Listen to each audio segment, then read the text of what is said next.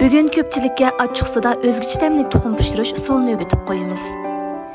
Oldi bilan suv qaynatib, cho'michga ozroq yemeklik mayini surkab, bir tuxumni chiqib qozonga solamiz.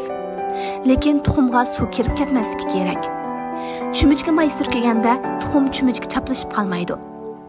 Tuxumni suratdagidek holatda 2 minut atrofida qizdiramiz. Tuxum eqi asosan pishganda, ondan qozonga solib, tuxum seriqini pishirib, suzib elib olamiz. Ondan qachiga 2 qo'shiq pomidor qiyami, 1 qo'shiq shinchov, 2 qo'shiq achchiq suv, 1 qo'shiq oq shakar, yana 1 qo'shiq suv qo'yib, taksi aralashtiramiz. Ondan qozonga qichmay qo'yib, qizitib, tuxumni selib, 2 tarafi sarg'ayguncha pishiramiz. Ondan tayyorlab olgan qiyamni qo'yib, 2 minut qaynatamiz.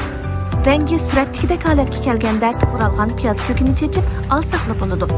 Mana, mazzilik butun pishirilgan tuxum tayyor bo'ldi. Qandaq o'g'ina aldingizmi?